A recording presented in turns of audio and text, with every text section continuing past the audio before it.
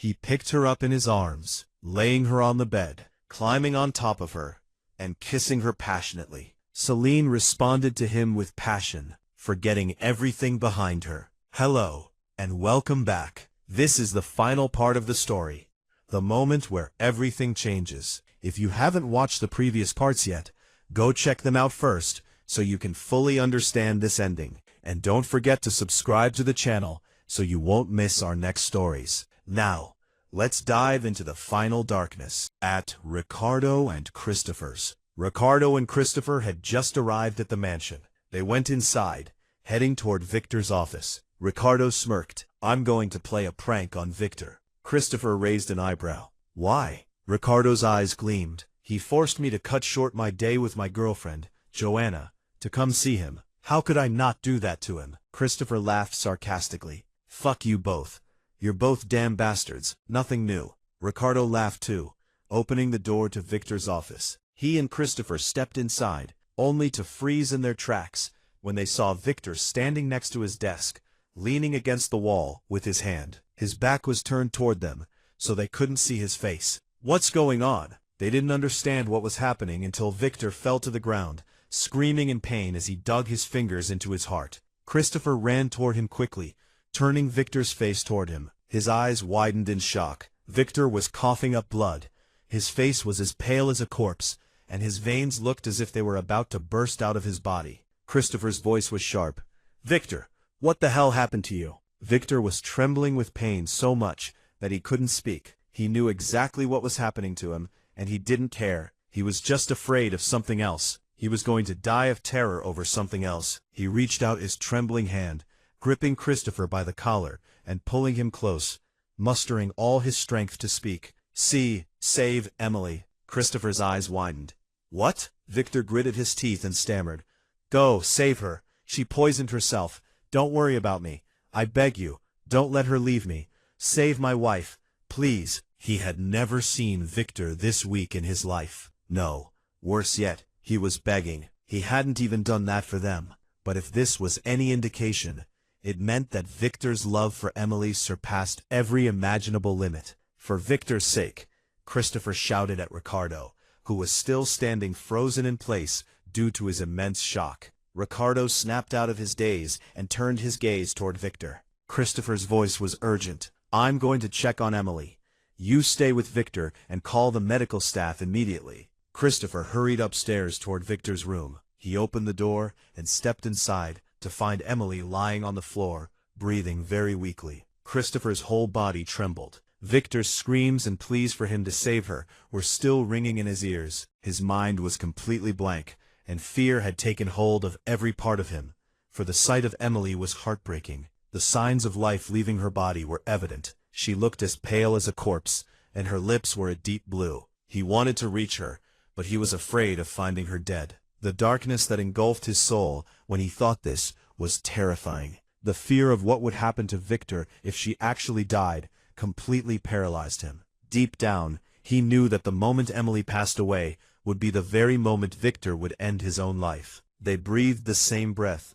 Their hearts beat only for one another. Christopher was certain that if Emily died, Victor would sleep in her grave tonight without a moment's hesitation. Her grave would inevitably be his. He swallowed hard, his eyes fixed on Emily's pale body. He had to do something. He had to act. Before he knew it, he was moving quickly toward her, lifting her off the ground and gently laying her on the bed. Christopher heard the commotion of the doctors outside. It seemed Ricardo had summoned them quickly. Christopher rushed out, gritting his teeth in anger, heading toward the doctors. The doctors were all planning to go to Victor to treat him, leaving Emily to die alone. And after she died, they would tell him they'd found her dead before they arrived. But Christopher held his gun to the head of the medical committee, forcing several of them to come treat Emily against his will so he wouldn't blow their heads off. A few minutes later, a group of doctors was gathered around Emily's body, trying to save her, while Christopher stepped out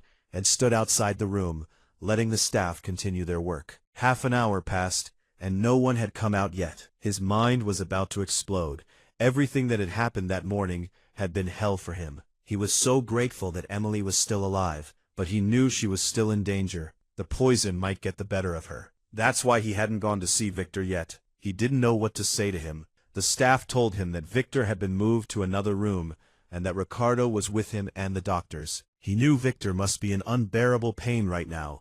The poison must be tearing his body apart at this very moment. He sighed, running his fingers through his hair, trying to stay strong. After a few minutes, one of the doctors came out of Emily's room. Christopher's voice was sharp. "How is she now?" The doctor's voice trembled. "Sir, I don't know how to say this, but we haven't found the right antidote to treat her yet. It looks like we're going to lose her." Christopher grabbed the doctor by the neck and slammed him hard against the wall, burning with rage. "You're a doctor, for God's sake.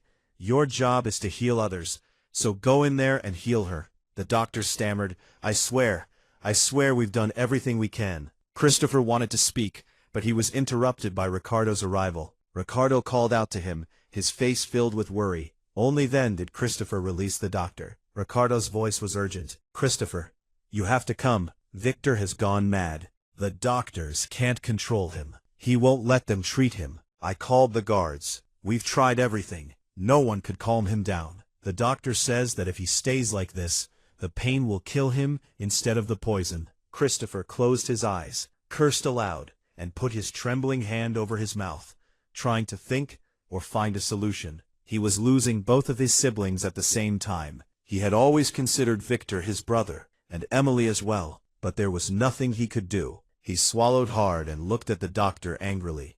"Go back inside and treat her. If she dies, you'll all die." He walked away with Ricardo without looking back, and all he could think about was what he would tell Victor. The closer Christopher got to Victor's room, the louder his screams became. Victor was screaming in agony from the depths of his soul. Christopher clenched his teeth, trying to stay calm. Ricardo opened the door to enter, but his feet wouldn't move. He was afraid of what he would see inside, of hearing Victor's voice screaming in agony, telling them to stay away from him. Christopher took a deep breath, gathering all his strength, and entered. But that strength vanished the moment he stepped into the room. There were more than 10 men, along with the doctors, holding Victor's body down, trying to pin him to the bed, while he struggled like a madman to get up. His body was pale as death, and his veins stood out from the intensity of the pain. His eyes were a sea of agony, and his lips were blue. Christopher had never in his life seen Victor in such a state of pain and weakness. Although Victor's life was full of suffering,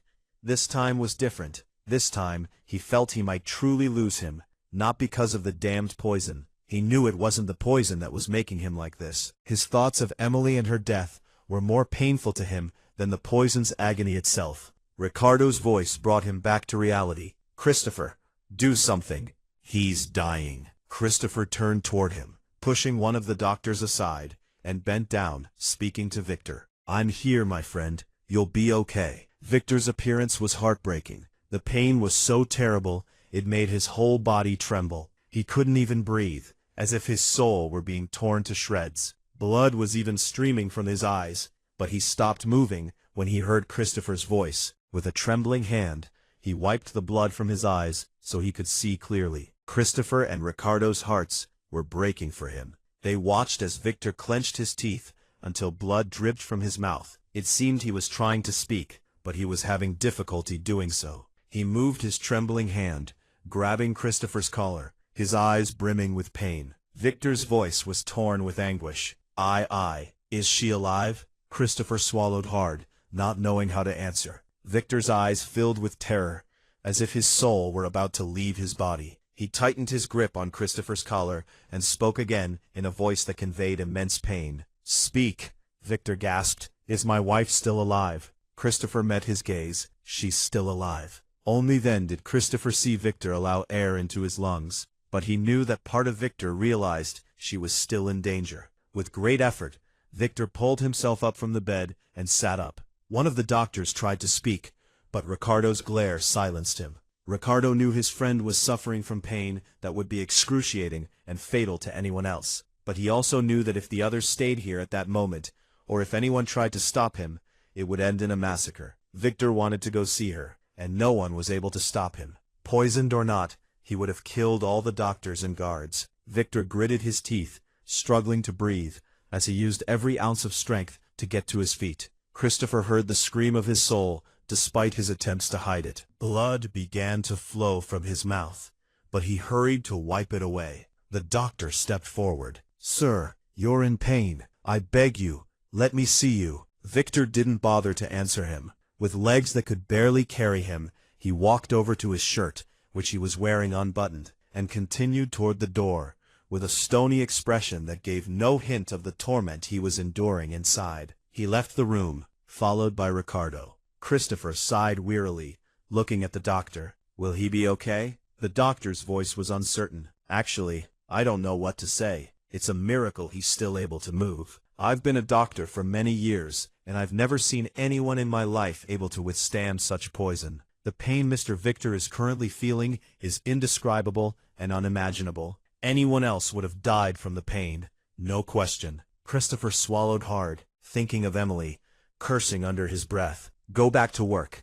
I'll send for you when I need you." He left the room as well. Meanwhile, Victor was walking toward Emily's room. His legs barely supported him as he held onto the wall for support. Ricardo wanted to help him, but he knew full well that Victor would refuse outright, so he remained silent, walking behind him without uttering a word. Victor reached the door of the room, gritting his teeth as he tried to endure the pain, his trembling hand pressed against his mouth. A few moments later, he opened the door and stepped inside. A terrible silence fell over the room the moment everyone noticed him. Everyone stared at him in utter horror.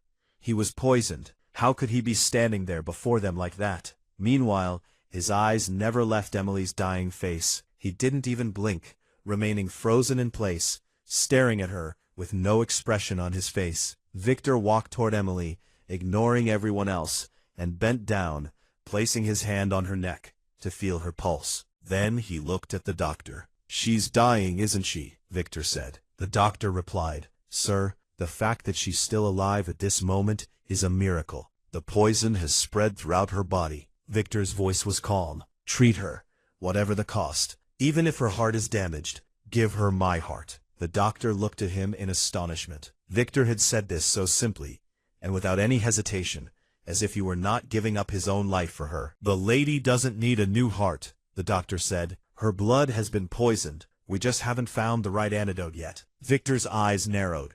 "What kind of poison was used?" the doctor told him. Victor smiled sarcastically as he stared at the doctor. "Leave." The doctor hesitated. "Sir, we must stay. Perhaps we'll find a cure." Victor's voice turned deadly. "Everyone out. I want to be alone with my wife." The way he said this made the doctors leave the room without another word. Only Ricardo and Christopher remained, staring at him. Victor's voice was calm. "This applies to you two as well." Ricardo stepped forward. "Am I to understand that you are the one who will treat Emily?" Victor nodded. "Yes, I have the antidote." Ricardo nodded quietly and left the room. Christopher lingered. "After you finish treating Emily, treat yourself as well. Don't you dare. I swear, if you die, I'll marry Emily to another man the very next day after your death." Victor didn't answer him. He simply hurled the vase of flowers at him to make him move away. Christopher dodged it, then turned and left the room with a smile spreading across his face. Outside, Ricardo stood with his arms folded. "Why did you say that to him?" Christopher's smile faded. "I know full well that he'll care for Emily and lose himself completely, and the possibility of his death is very real. So, to save his life, I said that. Victor goes mad at the mere thought of a man looking at her or touching her. So how much more so if she marries and becomes another man's wife, a man who would fight death for her. That's all there is to it." Ricardo nodded, then added wearily, "Let's just hope they both get better soon." Victor walked over to one of the locked cabinets and quietly opened it, revealing a hidden safe inside. He entered the combination, and the safe opened to reveal numerous vials, each containing a liquid. He picked up one of the vials and removed it, taking a syringe from his side and drawing some of the liquid into the syringe. He held the syringe and walked over to Emily, grabbing her arm and injecting her with the antidote. A few minutes passed, during which Emily regained a small part of her consciousness. Everything was blurry to her eyes. She could only hear sounds. She felt intense pain in her body. "What's happening? Am I dead? Is this hell?" She opened her eyes wide to see him placing something on her forehead, so she was still alive. Her body was completely paralyzed, and her voice had vanished entirely. She scanned her surroundings, and there was no one there but him. What's happening? She had poisoned him. So what was he doing here? He looked terrible. His eyes were bloodshot with pain, and his body was pale. But shouldn't he be in his room recovering? And why was she still alive? Why didn't he let her rest? She was truly exhausted. She no longer had any energy to go on. Everything was wearing her down, inside and out. Her desire to leave was greater than anything else this time, greater even than her love for him. All she wanted in that moment was to close her eyes and surrender to the calm. Years of torment would end in an instant. She would go to a place where he could never find her, and finally, she would be free of him. All she had to do was close her eyes, and the pain would vanish. She had grown so weary of Victor and Emily's story that she preferred death to continuing it. Slowly, very slowly, she began to close her weary eyelids, welcoming death. But it seemed Victor realized what she was about to do. Before she knew it, he was gripping her jaw so tightly, his fingers nearly pierced her skin, his voice filled with rage that made her limbs tremble. "Don't even think about it," Victor growled. "I swear, Emily, I'll hunt you down across the universe. Come on, open your eyes." But it was no use. Finally, he screamed at her in a frenzy. "Open your damn eyes!" Emily gasped, crying as she opened her eyes. Why was he doing this to her? Why was he even interfering with her death? Victor grabbed the vial of antidote and filled the syringe with it once more. This was the final dose, and after that, she would be completely fine. She would be in pain, true, but she would be fine. Emily moved her head from side to side with great weakness. She was in excruciating pain. Why was he doing this to her? Just let me sleep. Let him do this as punishment for what she'd done. She could hear him cursing, and then she felt something pierce the vein in her arm. She gasped, looking at her hand. It was the antidote syringe. She turned her gaze to his eyes, and saw so many things and meanings she hadn't known before. In that moment, for the first time, she noticed his condition. He was in a state of madness. His blood was caked with pain and exhaustion, and it was clear he had been poisoned too. So he must be in pain. But instead of treating himself, there he stood, risking his life, trying to draw the poison out of her while she lay comfortably in bed. He was suffering alone. Only then did she realize that he wasn't punishing her or hurting her. He was bearing both of their pains alone, just so she could remain. Tears streamed down her face as her heart burned with pain. He was suffering alone, just as he always had. She wished he would let her go. All his suffering would end then, if only he would let her go. She saw him coughing up blood, wiping it from his mouth with a trembling hand. It hurt her to see this. While life was returning to her body thanks to the antidote, she was slipping away from him with every passing second. Victor looked at her wearily, to find that color had returned to her body despite her paralysis. He knew the danger had completely passed. For just that second, he was able to breathe calmly. "You can sleep now," Victor said.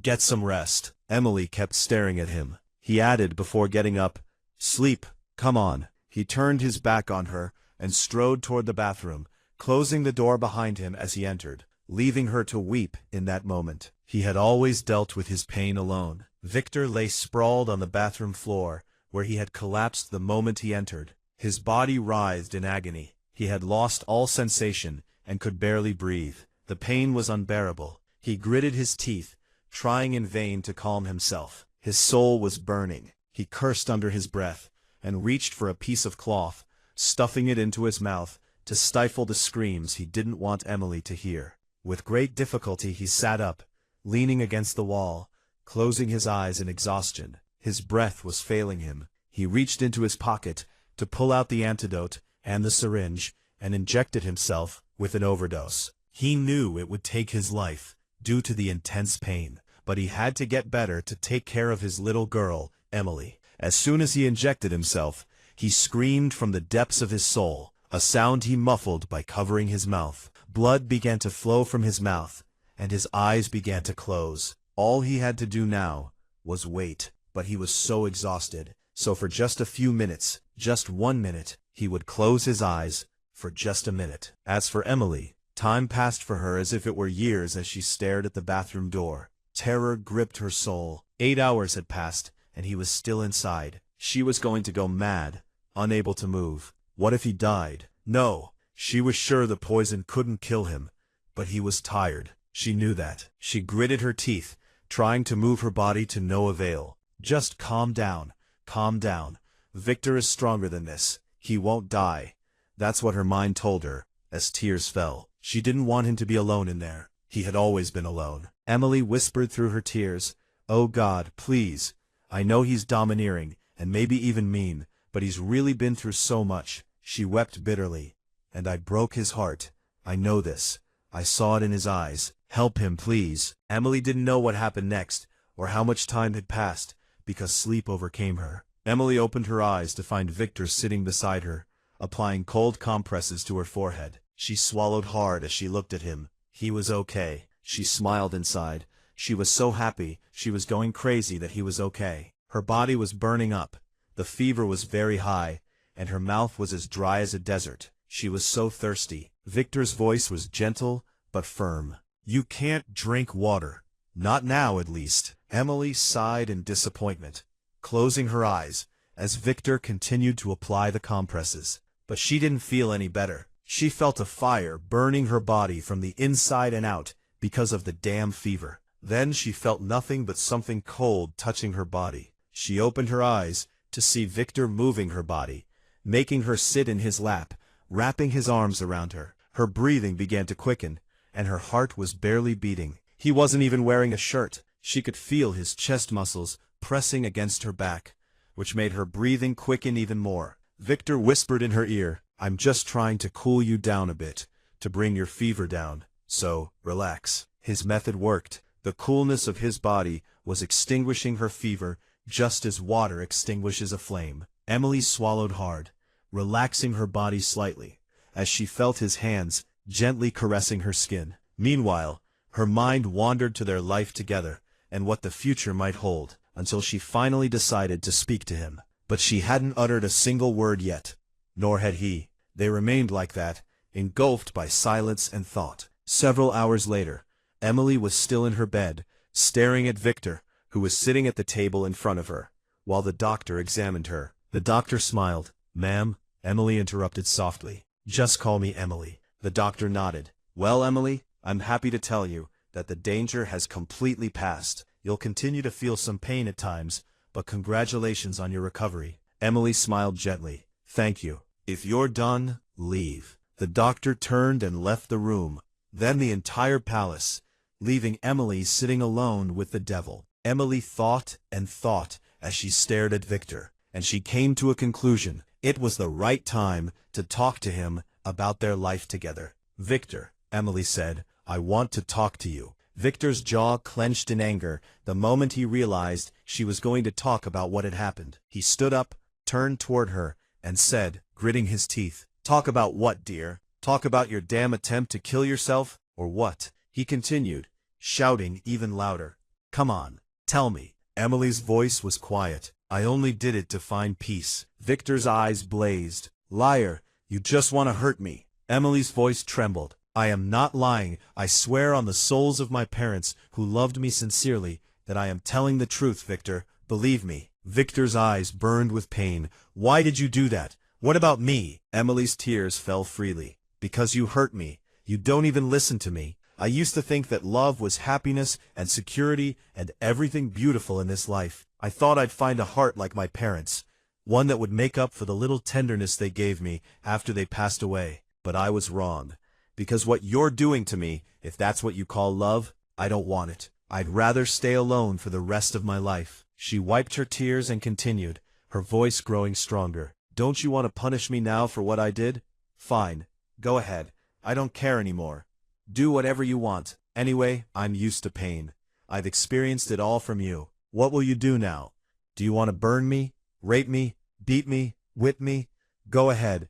I'm no longer waiting for anything but death. I tried to kill myself, but you wouldn't let me. So I'll wait for my death, because it's the only solution that will bring us both relief. You'll be rid of your obsession, and I'll be freed from the prison of your darkness." Victor stepped toward Emily and sat down in front of her, taking her hands in his. He looked at her with a different gaze, a look free of darkness and anger. It was a clear look, yet also pained. "No, Emily," he said softly. "No, my little one. I won't let you die. I can't accept that. By doing that, you killed me, my little one. It wasn't the poison that did it. No, it was your action that killed me. No one has ever done to me what you did, Emily. There is no death worse than the one you made me taste. I felt like I'd lost everything, and there was nothing left to live for. My little one, he pulled her closer. You're the only one who made me feel weak because of it. I adore you with every fiber of my being. It's enough that you exist for me to feel my body breathing. Don't think about leaving me, my little one, because that's hard. I'm ready to fix everything that happened before, but don't do it again, because if you hadn't survived, I would have burned everything down and killed myself in the end. He pulled her close and held her tightly, as if he wanted to pull her into his very being, while he whispered words of longing and love to her. Was this really Victor? Was he the same person whose very mention made every cell in her body tremble, as if he weren't him, as if he were a completely different person? But yes, it was Victor himself. Yet what Emily didn't know was that she was the most precious thing he possessed in this life, and her attempt at suicide had caused him intense terror within, and she didn't know that he was ready to do anything for her. Even if she asked for his life right now, or for him to kill himself, he would do it without hesitation. He gently ran his hand over her cheek, looked deep into her eyes, and added in a tone of pure love, I swear by the one I've sworn to, Emily, I'll try to change for you. Just give me a chance, please, my love. Emily stared at Victor in astonishment. She couldn't believe that Victor was now begging her to give their relationship a new chance. She stared at him for a few seconds, thinking it over. Why shouldn't she agree? She adored and loved him too, so it was okay to give themselves one last chance. She didn't want to regret it later, and ask herself, why didn't I give our relationship a chance? Okay, Emily said softly, I'll give our relationship a fresh start, so we can have a good life, free from anger and coercion, just our love alone. Victor's eyes softened. Let's do that, my love. Emily smiled gently at him as Victor drew closer, kissing her lips in a wild kiss that expressed all the longing inside him. As for Emily, even though his kiss was fierce and took her breath away, she found herself returning it with the same longing, and then they both drowned in love all day long, unaware of what was around them. Just the two of them, and so much mutual love and adoration. Several weeks have passed. A lot has changed in the lives of our protagonists, starting with Ricardo and Joanna, moving on to Victor and Emily, and ending with Christopher and Celine. Well, let's start with the mischievous and playful duo, Ricardo and Joanna.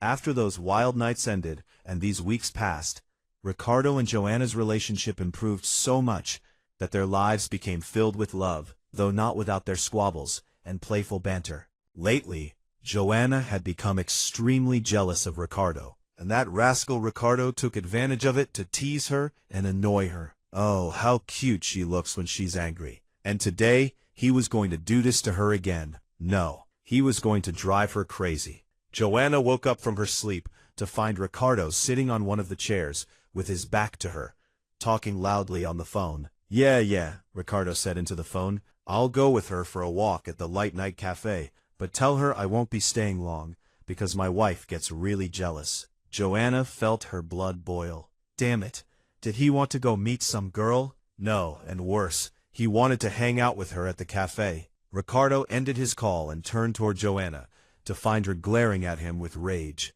Ricardo, fighting to keep from laughing, said, What's the matter, sweetheart? You look tired. Joanna smiled coldly. Nothing. I'm just trying to stop myself from killing someone. Ricardo pretended not to know what was wrong with her. Oh, really? Well, okay, do whatever you want, but I have to go now. Joanna reached out.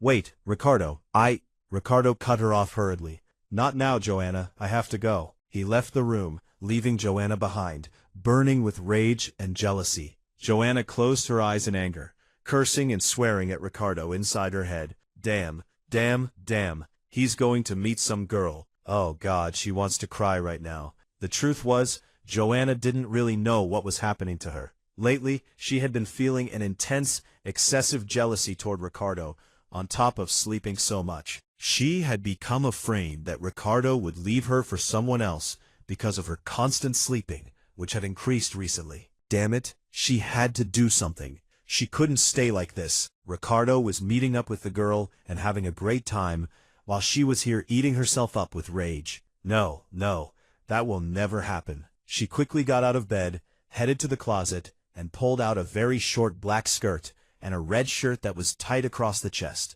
Yes, that's what she wanted. Joanna tried to remember the name of the cafe. What was the name of that damn cafe? Remember, Joanna, remember. After a moment's thought, she added, "Oh, I remember.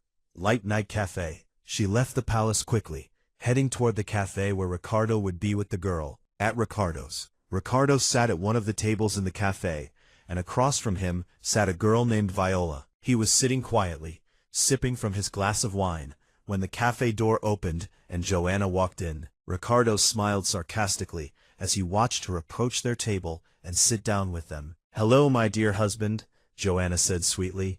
"I'm sorry I'm late." Viola smiled warmly. "Welcome, my dear." Joanna looked at Viola with disdain. She would not allow any other woman to look at her husband in any way other than with a favorable gaze. "Thank you," Joanna said flatly. The waiter approached their table. "What would you like, ma'am?" Joanna didn't look up. "Just a glass of water." The waiter nodded quietly and went to fetch her order. Joanna picked up the glass of water to drink from it, looking at Ricardo. Ricardo smiled calmly and adjusted his posture slightly.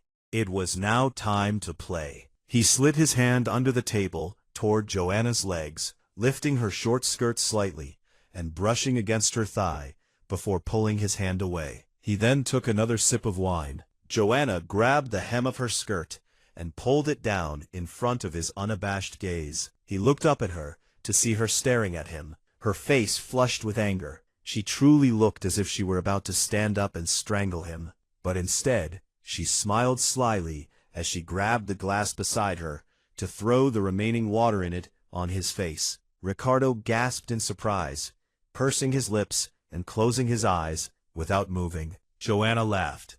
"Now you look even more handsome, dear." Ricardo nodded at her with a sarcastic smile as he grabbed his glass and splashed wine on her. Joanna gasped loudly. He had soaked her neck while spilling some of the wine on her shirt. "What did you do?" Joanna demanded. Ricardo shrugged indifferently. "It's just the result of your actions, nothing more." Joanna cursed him inwardly, then stood up and headed toward the bathroom, without arguing with him, her nerves on edge. She swore then that she would cause a scene in the cafe because of him, but she didn't notice that he had followed her, right under Viola's surprised gaze. There, as she was dabbing her face and neck with a damp handkerchief, she was startled to see him through the mirror, standing behind her. She turned around and said through clenched teeth, "You pervert! What brings you to the ladies' restroom? Get out of here!" He approached her with a smile that made her uneasy. "I won't.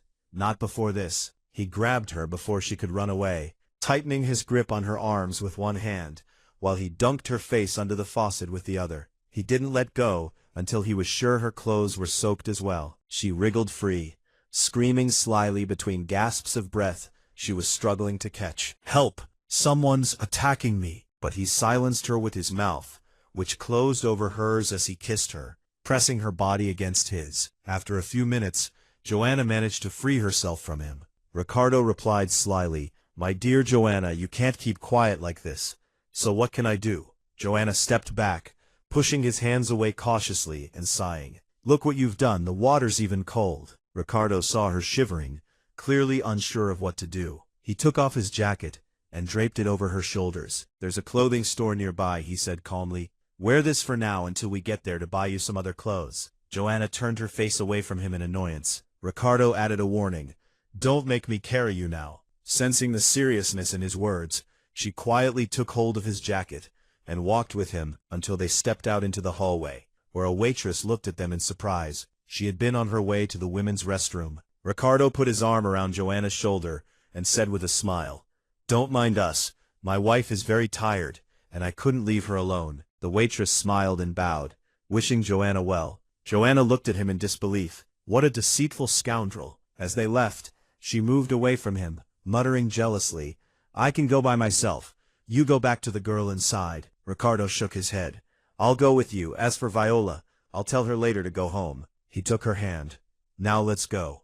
Joanna walked beside him as they headed toward the clothing store. Once they arrived, she began picking out whatever clothes she wanted, while Ricardo closed his eyes, muttering endless curses under his breath. as she picked out a pair of extremely short jeans and a sheer shirt that revealed more of her body than it covered. Damn this woman. He did what he did to get rid of what she was wearing, only for her to choose something even worse. But it wasn't difficult. He simply wouldn't let those clothes touch her body. With a smile, he watched her enter the dressing room. He spoke to the saleswoman standing nearby. "You can go. I'll wait for my wife to finish on my own." The employee nodded and left. Ricardo rushed to grab a few pieces of clothing before heading into the room. As he entered, Joanna froze in her tracks. She had already taken off her skirt and tossed it aside, and had just begun unbuttoning her shirt when she stopped, clutching the shirt closer to her body. "What are you doing here?" she said shyly.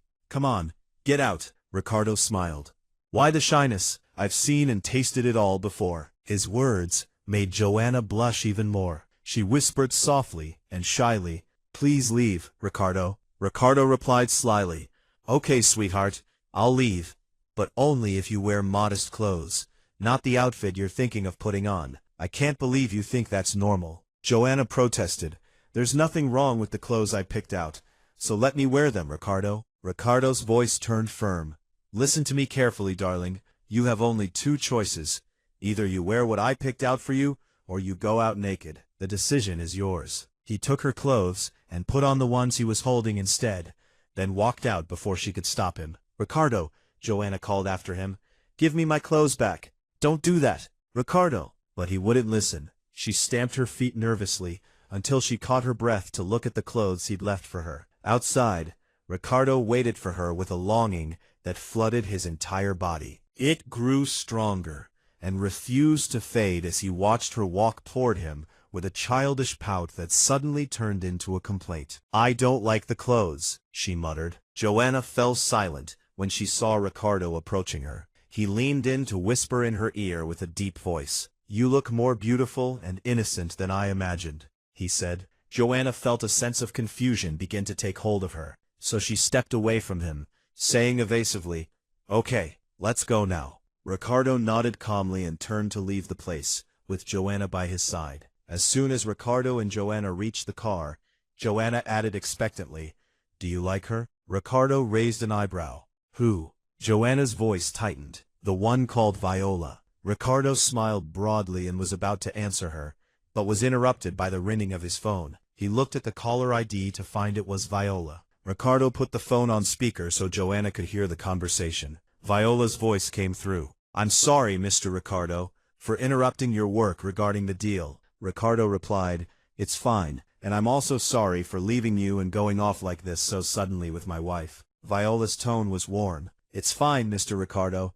I actually had to go back to take care of my children and my husband." Ricardo nodded. "Well, good luck to you." Viola said, "Thank you, Mr. Ricardo." Ricardo responded, "You're welcome." He hung up the phone and looked at Joanna, who was staring at him in shock, her mouth agape. Ricardo said sarcastically, "Close your mouth so flies don't get in." Oh, damn, damn, damn. How much did Joanna want to disappear right now, or for the ground to split open and swallow her? She thought he was going to meet her to have fun with her. No. And worse, she was married and had kids. So what would she want from Ricardo? Oh, damn. Damn. You idiot, Joanna. Joanna spoke shyly. "I'm sorry." Ricardo smiled. "No need to apologize, my dear. I did that on purpose." Joanna's eyes widened in surprise. "Why?" Ricardo's smile turned tender. "Because I love your jealousy. Plus, you get even more beautiful when you're angry." Joanna laughed cheerfully. "You're such a trickster." Ricardo looked smug. "I'll take that as a compliment." Joanna looked at him and leaned in to kiss him, but she felt extremely dizzy and fell unconscious onto Ricardo's shoulder. Ricardo looked at her in shock and horror. "Joanna, Joanna, come on, wake up. Come on, baby. Joanna." "Damn it, damn it, damn it." Ricardo lifted her head off his shoulder, helping her sit properly in her seat and fastening her seatbelt before speeding off to the nearest hospital. At the hospital, the doctors had already begun performing their procedures quickly, while Ricardo paced back and forth outside, anxious to know what was wrong with his little one. After some time, one of the doctors came out to speak with Ricardo. Ricardo asked sharply, "What is wrong with my wife? Tell me quickly." The doctor replied calmly, Calm down, Mr. Ricardo. The patient isn't suffering from anything. She's just pregnant, and this is nothing more than a symptom of pregnancy. I've prescribed her some vitamins and supplements to take, as she'll need them during the early stages. Ricardo looked at the doctor in surprise. Does that mean I'm going to be a father? The doctor smiled. Yes. Congratulations. Ricardo smiled happily. And where is my wife now? The doctor replied, inside. She woke up a little while ago. Ricardo nodded and walked toward Joanna, finding her lying on the bed, exhausted, with an IV attached to her hand. He approached her, kissed her forehead, and whispered happily in her ear. How lucky you are, he said. You're going to be a mother, my little one. Joanna laughed softly at Ricardo's enthusiasm. No, I'm the lucky one. I'll get another piece of you. Ricardo shook his head. No, my dear, I'm the lucky one because you're my wife. Joanna's eyes softened. I love you, Ricardo. Ricardo smiled. And I adore you, my little one. He moved closer to her, kissing her lips gently, and Joanna responded to him. Yes, their kiss was filled with boundless love and passion. How could it be otherwise, when we're talking about the mischievous duo who love chaos and mischief? Come, I'm no longer nervous. I'm no longer split. I've become as straightforward as the structure of a noun clause. I no longer forget my responsibilities. Good morning and a kiss. Good night and a hug. I've become honest. I always tell the truth. I won't break my oath. I won't delay my promise. And I won't sell out the cause. I've shed my old skin. Come, take all the names and all the decisions. Take the gardens and the mornings. Take the cities and the music. Take the breeze. Take the dew.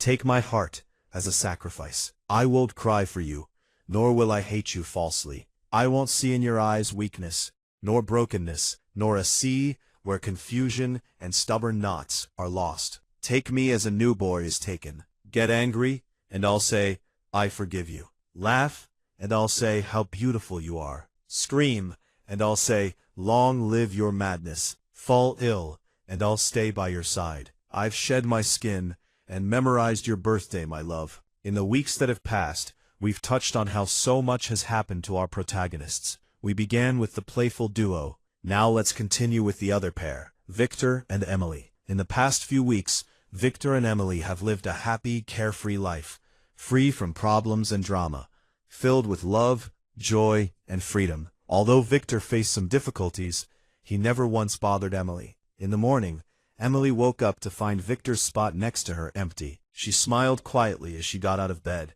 and headed to the bathroom to take a hot shower. She came out of the bathroom wearing a very short, off-the-shoulder red dress. Yes, don't be surprised. Victor no longer controlled her clothes like he used to. Emily went downstairs just as Victor was entering the mansion. Victor was stunned by her beauty and her devastating femininity. That dress made her even more attractive. Victor whispered to himself, my God, she's wearing red. Emily tilted her head. Did you say something, dear? Victor cleared his throat. No, my dear. I just wanted to ask if you've had breakfast. Emily shook her head in denial. Victor smiled tenderly. Then let's go. But promise me, my little one, that you won't skip any meals from now on. Emily smiled sweetly. All right then, let's start eating. A few minutes later, Victor noticed Emily struggling to pick the peas out of her plate. She didn't like them. Victor smiled at her and called out, Emily. Emily looked up. What is it, dear Victor? Victor's voice was gentle. Come here. Emily stood up and walked toward him, unsure of what he intended to do. Victor took her by the hand, and as soon as she got close, he sat her down on his lap. Emily complained childishly, Victor, I want to eat. I'm hungry. Victor nodded toward the plate. Look, I've taken the peas off this plate, so eat your meal calmly, unless you'd like me to feed you myself, which would be my pleasure. What do you say? Emily smiled shyly as Victor took the spoon and began to feed his little one with love and tenderness. A little while after they started eating, Emily said, That's enough, Victor. I'm going to burst. Victor shook his head gently. Okay, this is the last one. Come on, sweetie, eat it for me. Emily relented. Okay. She took that bite and looked at Victor. I did it. Victor smiled. That's good, sweetie. But now, it was time for dessert. Emily's eyes widened. Dessert? You don't like dessert, Victor? Victor gazed at her dreamily. Yes, that's true, but there's one kind of dessert I can't resist. Emily leaned in excitedly. What is it? Victor leaned in, and passionately kissed her lips. Emily smiled in the middle of their kiss, running her fingers through Victor's hair, pulling him closer to her as she returned his kiss with great love. Suddenly, she pulled her head back, looking at Victor playfully. Victor looked at her in surprise. Emily's voice was mischievous. "If you want to take your kiss, catch me." She quickly got up and ran away from him. Victor sighed wearily, muttering, "You'll regret this. If I catch you, I'll kiss you until you can't breathe." He got up and followed her. Emily ran and laughed joyfully with all her heart as she fled from him. She turned toward him, still running, and said, "You won't be able to catch me." Victor wanted to answer, but he fell silent, his eyes widening in fear as he watched Emily fall to the ground in pain after tripping while running. Victor rushed toward her in horror. "Emily, are you okay?" Emily winced in pain. "Yes, I'm fine, but it looks like I've sprained my ankle." Victor bent down in front of her and sat on the ground, gently holding her foot as he stared at Emily. "Do you trust me, little one?" Emily nodded. "Yes." Victor's voice was gentle. "Okay, I'm going to fix the sprain now, but it's going to hurt, so bear with me a little one." Emily hesitated, then said, "Okay." Victor held her foot and moved it in one swift motion in the opposite direction. Emily screamed in pain, but managed to stifle her scream with her hand over her mouth, while tears streamed down her face. Victor moved closer to Emily and pulled her close to his chest, whispering reassuring words in her ear and kissing her forehead. "Calm down, my little one," he said softly. "Calm down, my love." Emily calmed down in Victor's arms, and they remained like that for several minutes. Then Emily added, "Victor, I want to go out to the garden." Victor wanted to object, but he remembered his vow to himself not to restrict Emily's freedom. So he nodded for her to go out, and Victor went out as well. Emily sat quietly, looking at the flowers with a smile, while Victor seethed with rage and jealousy. Damn it! Damn it! She's in the garden now, in her red dress. Damn it! He couldn't control himself. Damn it! Damn it! Victor, control yourself. Victor suppressed his jealousy. "Sweetheart, aren't you cold? Go put on something warm." Emily smiled. "No, I'm not cold. I'm very comfortable like this." Victor whispered to himself. Damn it! She's not cold, Victor.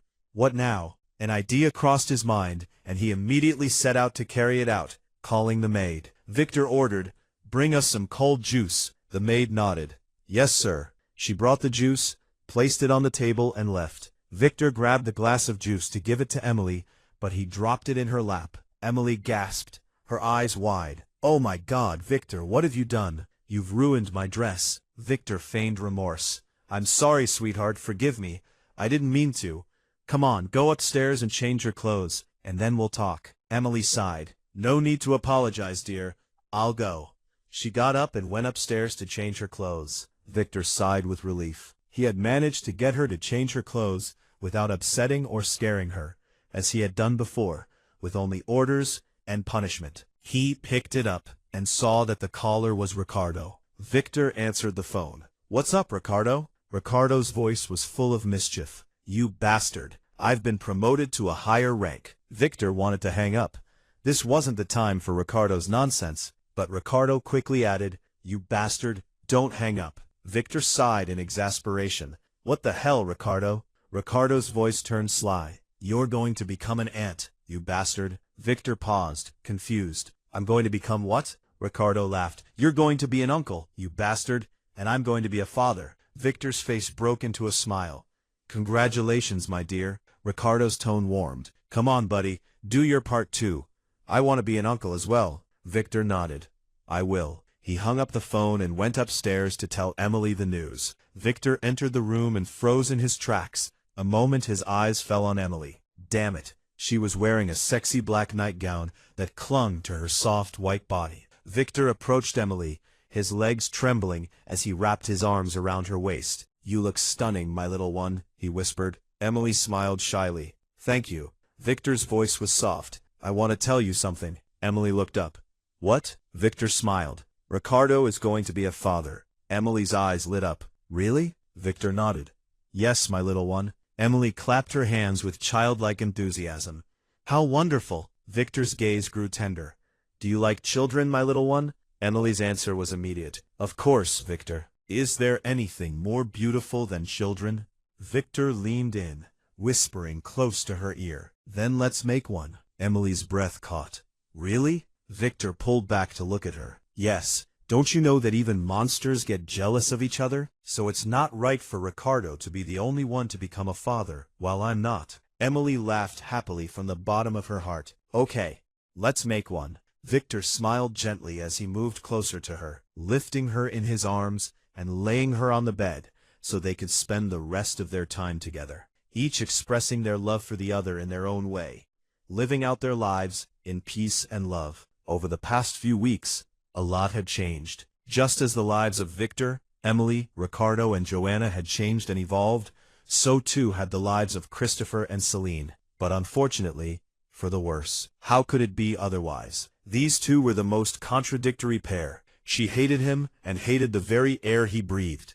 She had never wanted to kill anyone in her life as much as she wanted to kill him, yet she couldn't breathe without him. While he hated her and hated every fiber of her being, he would have set the universe ablaze if any man other than him had touched her. If anyone had cast a lustful glance her way, he would have gouged out his own eyes for looking at what belonged to him. She was his to torture, to touch, to burn, to love, and to hate. That was their life, like the sea, between ebb and flow, between love and hate, between tyranny and weakness, between revenge and safety. But the most important question was, where is the end, and what will it be? Celine sat, exhausted, on the cold cellar floor, staring at the darkness around her, with bitter sarcasm and intense pain. She used to be afraid of the dark, but now she felt nothing, only emptiness surrounding her soul. How could she not, having been held captive in this rotten cellar for the past weeks? That bastard Christopher had subjected her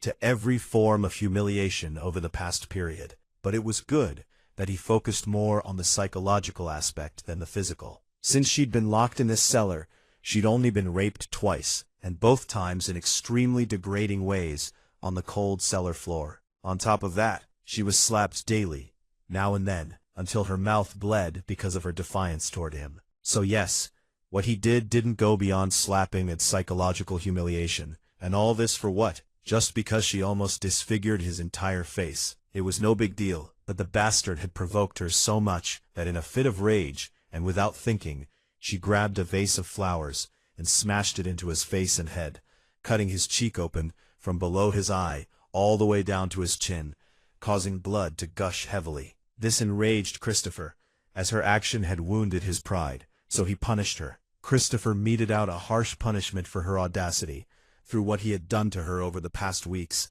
Specifically, he intensified his efforts to humiliate her and break her psychologically. Celine felt nauseous and got up, walking away toward the small bathroom attached to the basement, to vomit everything in her stomach. After she finished, Celine rinsed her mouth and walked out with weary steps, returning to sit in her previous spot, her tears streaming down her face. Yes, she was crying. She was fully aware of what was happening to her. She had noticed the change that had taken place since the beginning of the past few weeks, but she had denied it. Yet with each passing day, her certainty grew until this very moment. And well, it seemed she had resigned herself to it. She was pregnant now. Yes, she had become completely certain that she was carrying Christopher's child in her womb. The thought repeated in her mind as she was still trying to make it easier for herself, until she finally gasped with happy tears, whispering to herself, "Oh my God, I am going to be a mother.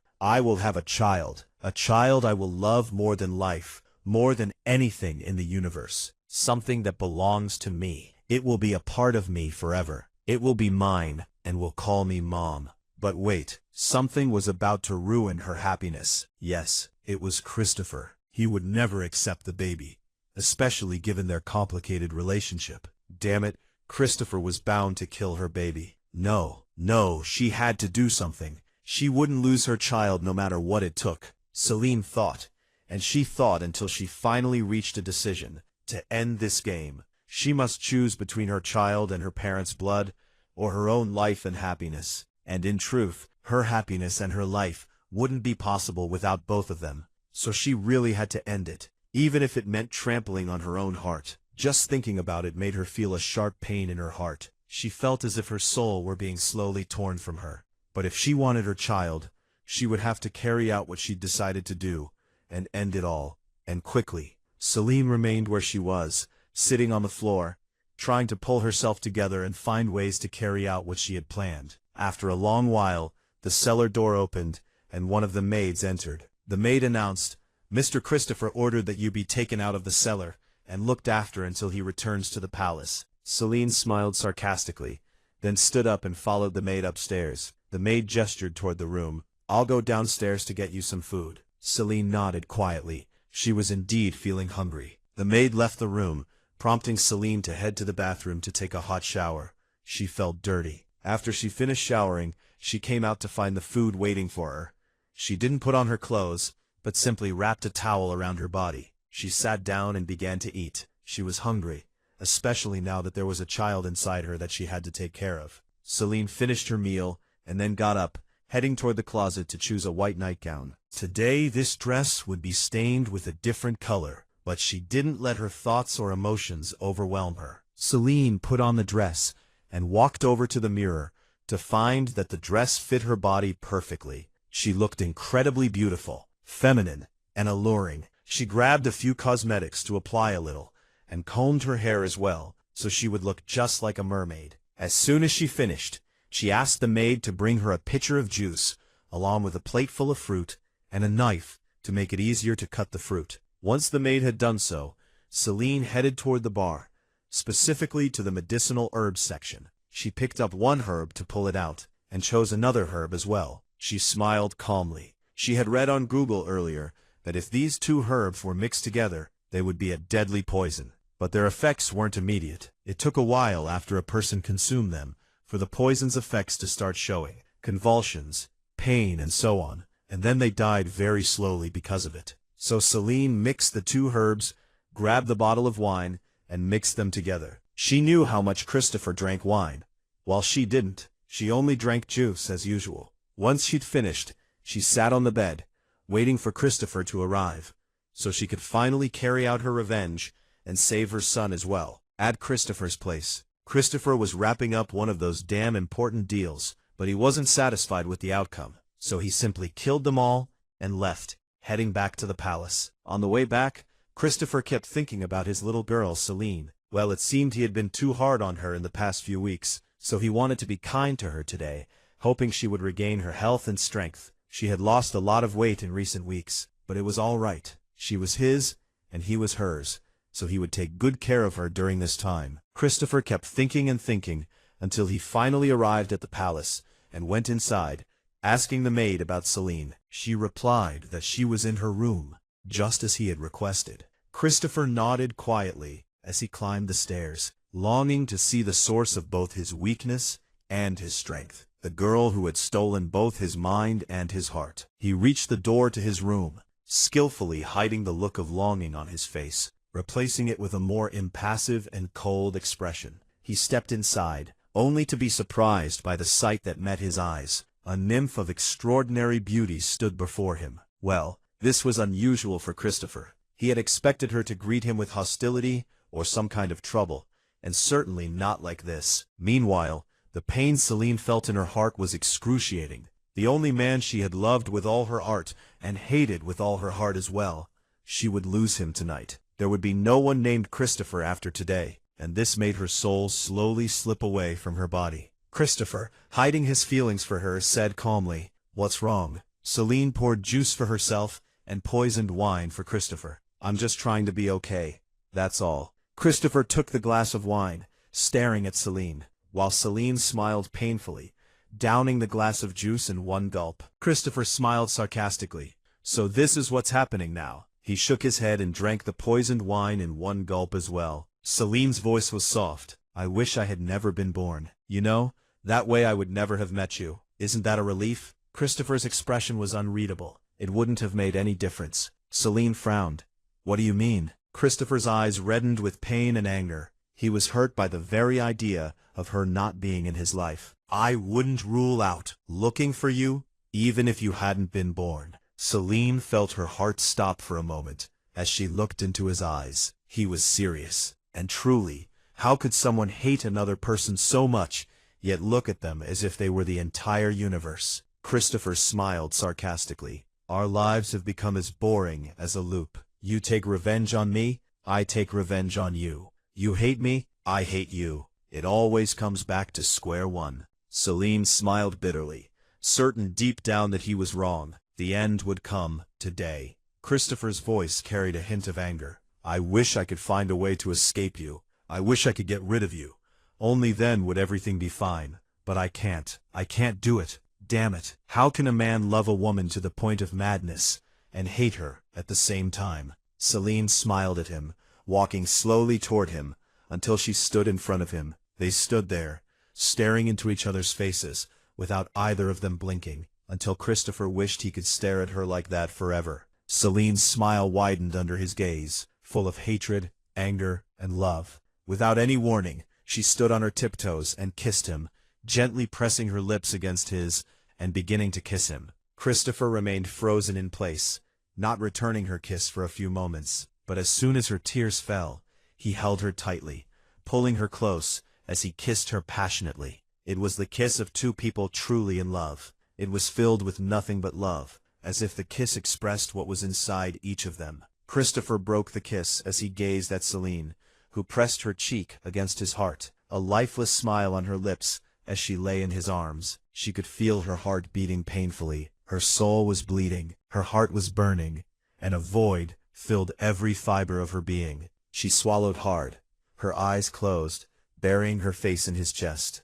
It was all over. There was no going back from what had happened. Darkness enveloped everything around her. Love was so painful. She was tired of it. Love had cost her everything, and finally, it was over. She would avenge her parents now. Christopher's heart ached for her. He closed his eyes, holding Celine tightly, burying his face in her neck and sighing in pain. He didn't utter a word, but the pain, regret, and anger in his eyes said it all. He gently brushed her hair away from her face, and after a long silence, added, "Go to sleep now. I'll go out and finish up some work." Celine shook her head. "No, I won't sleep.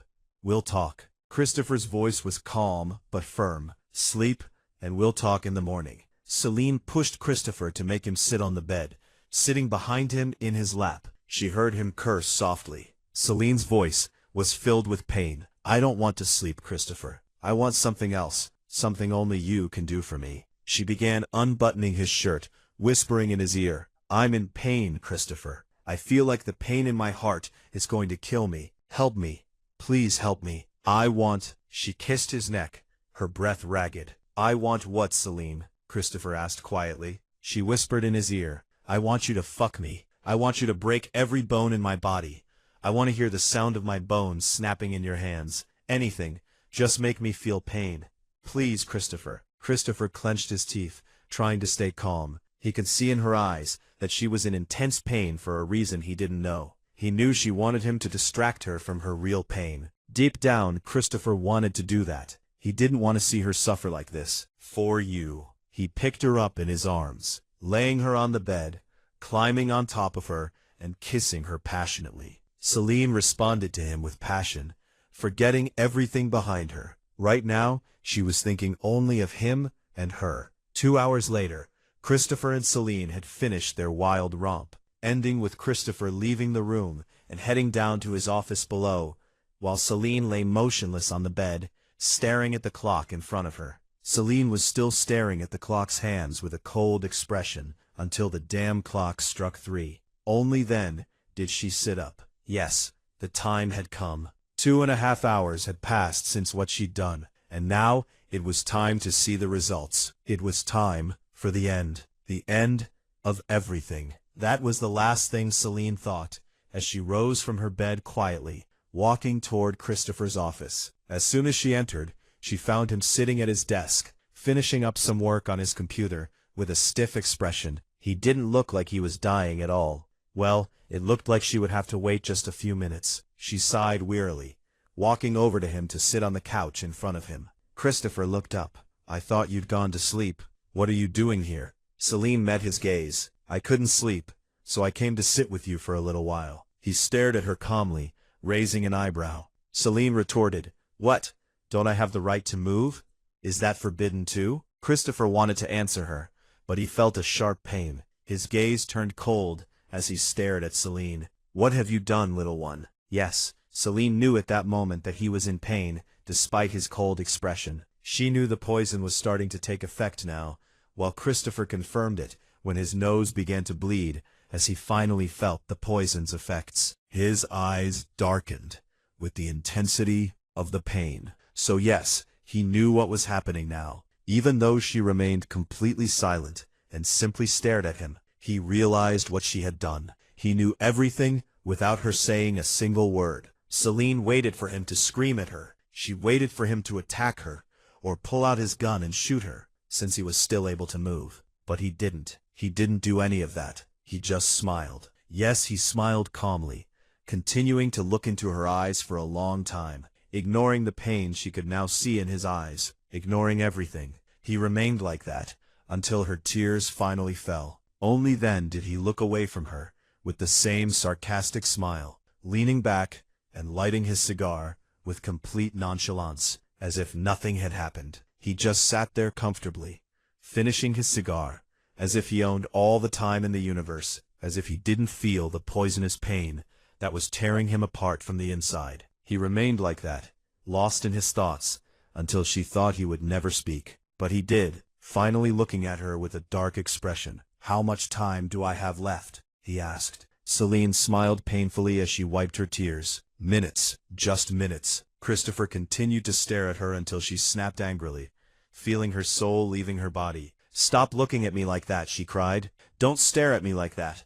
Stop, Christopher." Christopher's voice was soft. "I can't. I want your face to be the last thing I see." "Oh, isn't that sweet? So incredibly sweet. I mean, come on, who says that to the woman who killed him, other than her own psychopath?" Celine swallowed hard. "Any last wishes, dear?" Christopher sighed softly, tossing his cigarette aside and gesturing to her without uttering a single word, patting his lap for her to come and sit on it. Yes, he wanted her to come and sit on his lap, and that's exactly what she did, without hesitation. As soon as she saw his gesture, she stood up, walked quickly toward him, and sat on his lap without any objection, like a good girl. He smiled as he wrapped his barely moving hands around her waist, holding her close, and murmuring, "Good girl." He sighed, inhaling her scent. "I love the way she smells." The bastard was truly obsessed with her. Celine smiled sarcastically at their situation. "I think you've transferred your hatred to me." She reached out to wipe the blood trickling from his nose and mouth, ignoring his hands, which were now clenched around her waist, as if clinging to life itself. "I think I've gone crazy, Christopher," she added. "I mean, look at me. I just killed you, and my body is still obeying your commands like a fucking whore. Do you think I've gone mad? I mean, I think so. Have you finally driven me out of my mind, you bastard?" She swallowed hard, pressing her nose against his. Christopher asked, "Why did you do this?" Celine's voice was steady. "For revenge. To get revenge on you, Christopher. Not for my sake. No, I've forgiven you for what you did to me, and I've already taken my revenge in some ways. But what I can't get past is you killing my father and mother right in front of my eyes. And now I've finished my revenge." Christopher wanted to speak, but what was the point now? So he changed what he was going to say. "Fine," he said. "Then stay with me until I die." Celine nodded. "I will. But first I'll tell you a secret. Yes, a little secret I didn't even want to admit to myself, but I'll tell you." She brought her face closer to his, to whisper against his lips, "I love you, Christopher. I didn't want to, but I loved you with every fiber of my being." Christopher stared in shock at Celine's eyes, unable to believe what he'd just heard. For the first time in his damn life, he felt what they called happiness. Damn it, was this real? "Say it again," he whispered. Celine's tears began to fall once more. "I love you." Those were her last words before she pulled a knife from under her dress and plunged it into Christopher's chest.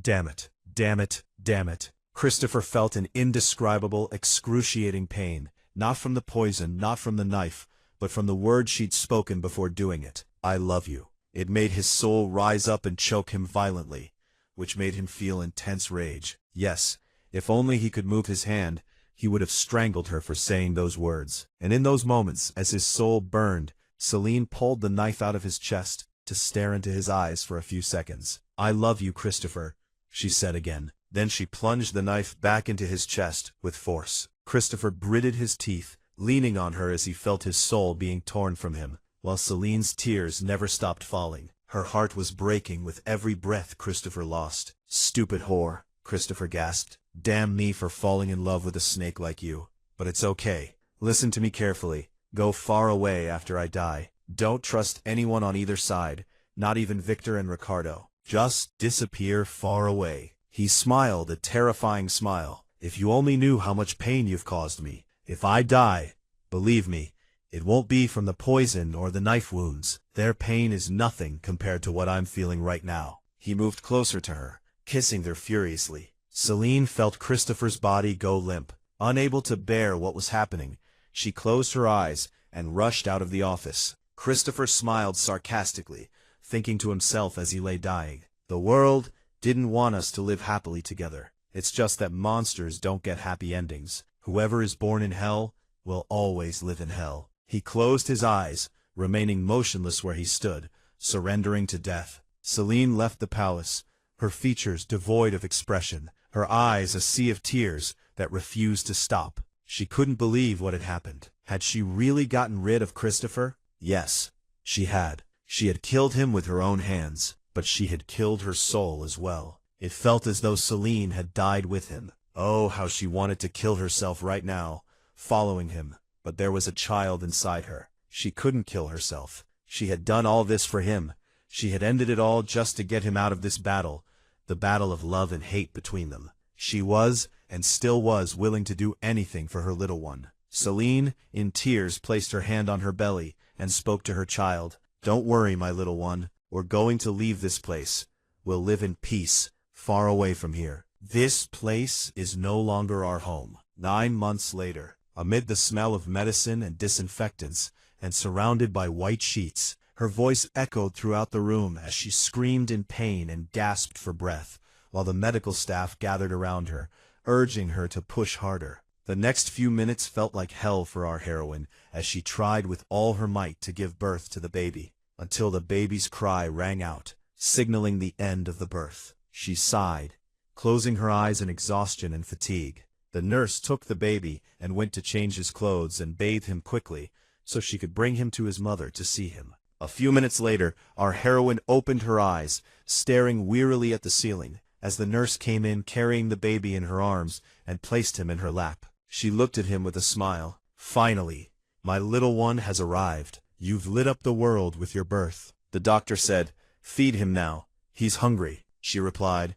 okay, I will. She began to breastfeed him with a tender smile. After she finished feeding him, she handed the baby to the nurse to place him in his little crib. Just then, one of the female medical staff entered, holding a form. The doctor smiled. Congratulations, dear, she replied. Thank you, doctor. The doctor continued, we need to fill out this form now, so tell me, what will you name the baby? She gazed at the baby sleeping peacefully in his crib. Alexander. Yes, I'll name him Alexander. The doctor wrote the name down on the form. Okay, what's the father's name? She paused for a moment before finally replying, Christopher. Christopher Del Vago. The doctor's eyes widened. Oh, so his father is the famous businessman Christopher Cristiano Del Vago? Celine corrected her. No, his name is Christopher Max Del Vago. Isn't he the owner of the Densea companies? Celine nodded. Yes, he is. The doctor nodded. So it's true.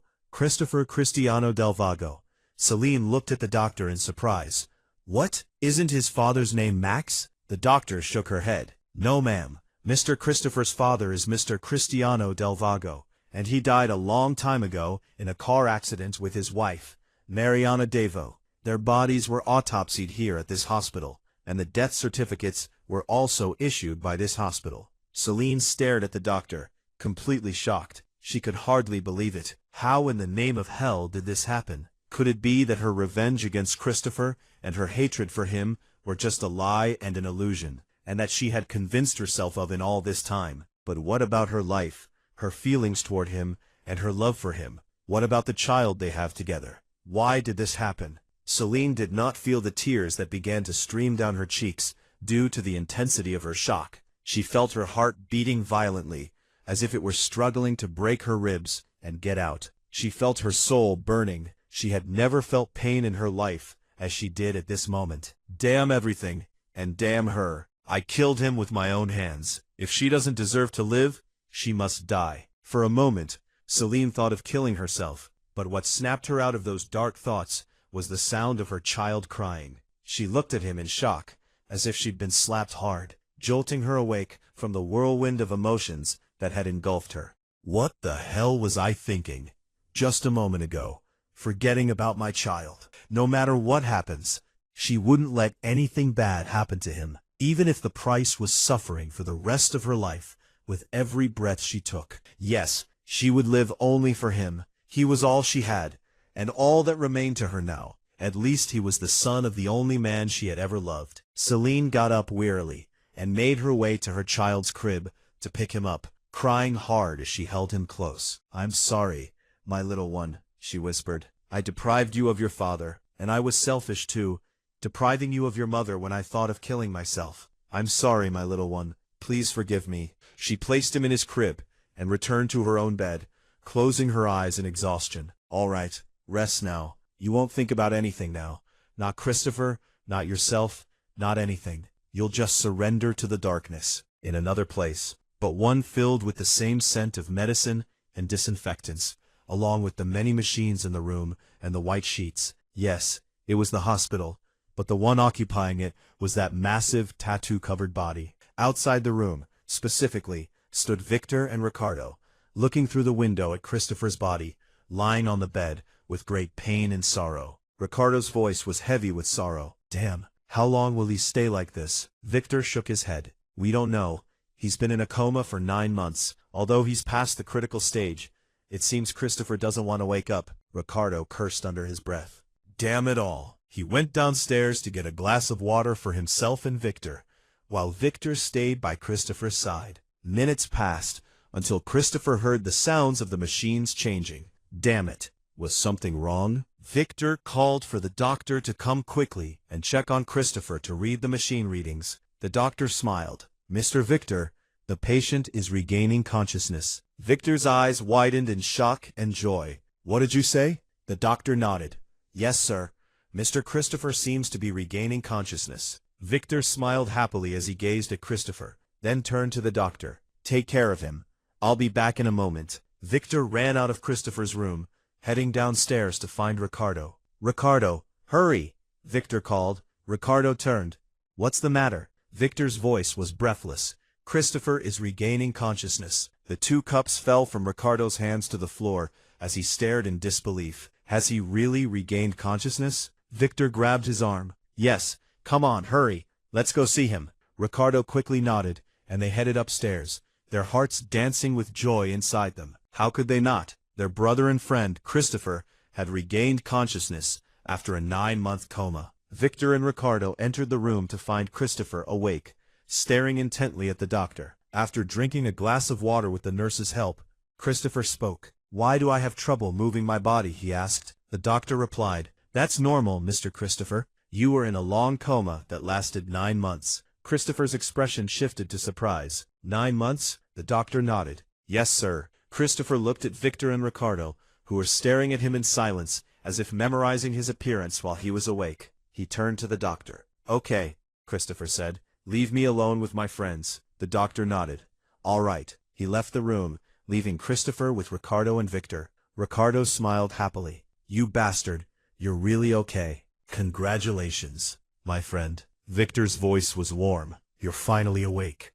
Welcome back." Christopher smiled calmly. "Thank you, guys." Seconds passed, yes, just seconds, before Christopher asked about Celine, without realizing it. "Where's Celine?" Victor and Ricardo looked at each other, not knowing what to say. Christopher's features hardened as soon as he remembered what had happened. He had been confused just a moment ago, and when he asked them, and they didn't answer, he remembered everything. Christopher smiled a terrifying smile, saying to himself, "Wait for me, you bitch. I swear I'll be the hell you've never seen before. I won't let your deed go unpunished." Damn her. He couldn't believe that bitch did what she did to him. She killed him, but not with poison or a knife. It was her words, before she did that to him, that killed him. If she'd said that to him under different circumstances, he would have given her his soul, but she actually killed him. No one had ever done to him what she did. There was no death worse than the one she made him taste, and now she'd simply left him after making him addicted to the poison of her scent. But it was okay. He was awake now, and he would bring her to him, even if she was in the depths of hell. He would bring her. Nothing would keep her from him except himself, only if he wanted it. And how amazing, Christopher. You're waking up from your coma, on the very day your child was born, as if you were both born at the same time. Is this a coincidence, or is it some kind of miracle? I'm going to hate you soon, because you're the woman I truly loved. 6 years later, Ricardo, Victor, Joanna, and Emily were sitting together, playing with their children. Joanna had given birth to a beautiful girl named Janet, and Emily had also given birth, but to twins, a girl and a boy, whom she named Margaret and Albert. They were sitting in pairs, full of love and happiness, certainly not without their affectionate touches and romance. Victor was holding Emily in his lap, and feeding her strawberry and cherry pies, and between bites, he would kiss her lips with love and passion. Meanwhile, Ricardo planted flowers with his little girl and his wife Joanna. She loved flowers, and he did everything she loved, and of course, it wasn't without their kisses and sweet whispers. When Ricardo and Joanna finished planting the flowers, they returned to find Victor and Emily sipping juice. Victor looked up. After we're done, let's go see Christopher. Ricardo nodded. Okay. Joanna wanted to speak, but was interrupted by her daughter's arrival. The girl looked at her mother, on the verge of tears. Joanna knelt down. What happened, sweetheart? Janet's lip trembled. Look, Mom, Albert tore my dress because he didn't like it. Joanna's eyes widened. He tore it? But why? Janet cried. He says it's too short. I told him it's none of his business, but he wasn't convinced, and tore it up. Look, Joanna sighed quietly, glancing at Victor, who sat impassively, as if it weren't his son at all. Joanna said to Janet, Okay, sweetie, go inside and tell the maid to change you into a different dress. Janet nodded quietly, and went inside. Joanna turned to Victor, her voice fierce. What the hell is wrong with your son, Victor? Let him leave my daughter alone. Ricardo laughed. Damn, it looks like the little bastard has fallen for our daughter. Haven't you noticed how jealous he's been of her before? And now he's torn the dress, because it's too short. He'll definitely turn out just like his father. Even his sharp gaze is exactly like his father's. Joanna shook her head helplessly. Ricardo was right. Albert was a miniature version of Victor. Victor stood up coldly after finishing his drink. Come on, Ricardo. Let's go. Ricardo stood to follow. They left Joanna and Emily sitting together with the children, and went to see their friend Christopher. In that huge office, Christopher sat with authority and calm, getting his work done with intense focus and a stifling quiet that dominated the room. The situation remained the same for long hours, until that silence was interrupted by the entry of Ricardo and Victor into the office. Christopher looked up. What's up? Ricardo smiled. We came to see you, you bastard. Christopher's voice was cold. Fuck you. Ricardo laughed heartily and sat down in the chair without hesitation, not even caring what Christopher thought. Meanwhile, Victor stared calmly at Christopher, then added after a moment, Aren't you going to finish this work? You're going to kill yourself like this. You're burying yourself in work for far too long. Just like last night, Ricardo added provocatively. You've been doing this for 6 years. If you hadn't died from the poison and the wounds in your chest, you'd die from this work. Damn, how pathetic that would be. No sooner had Ricardo finished speaking than he turned his head to the side, dodging the bullet that would have pierced his head right then if he hadn't. He continued with a smile. You've broken my heart, Christopher. Christopher's eyes narrowed. Shut up, you bastard. Ricardo shook his head sarcastically, pulling out a cigarette to light it with indifference, while Victor spoke. What are you going to do now? Christopher closed his eyes wearily, then opened them slightly, his smile widening. You two take over the work. I've decided to travel today. Ricardo and Victor were surprised by this. Ricardo replied, Are you going to see her? Christopher nodded. Yes. Victor studied him. Are you ready for that? Christopher's voice was steady. I've spent 6 years bottling up my anger and my nerves, restraining myself so I wouldn't kill her the moment I saw her. And now, the time has come. I've had enough time to calm down a little. It's time to settle the score. Ricardo and Victor remained silent. It seemed Christopher had made his decision, and that was that. Ricardo asked, When are you leaving? Christopher stood. Now. He headed outside, specifically to the airport. Meanwhile, Ricardo and Victor finished the work Christopher had been doing. In Paris, Celine woke from her sleep, gasping in terror. Damn it.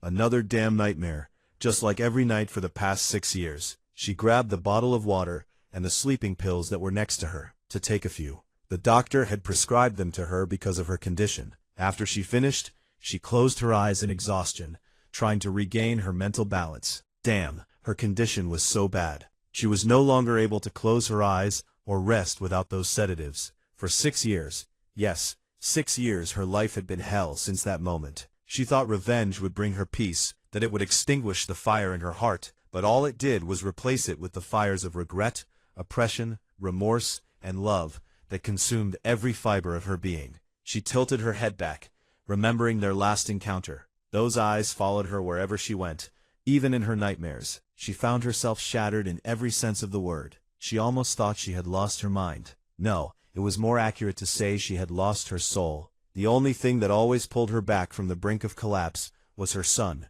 Alexander. With just one look from him, the darkness in her heart dissipated and every wound was healed. He was the most beautiful thing in her entire life. He was all that mattered to her in the whole world. How could it be otherwise? The moment a child was born, he entered his mother's heart and remained there forever. Celine got out of bed to go into the bathroom for a quick shower. She had to wake Alexander so he could go to school. After she finished, Celine came out of the bathroom and headed toward the closet, putting on her work clothes. She worked at a company, just as she used to work at her father's company, the very company that led Max, whom she thought was Christopher's father, to find her and kidnap her after he killed her parents. She had a troubled past with this job, but she had no choice. She had to save money to support herself and her child.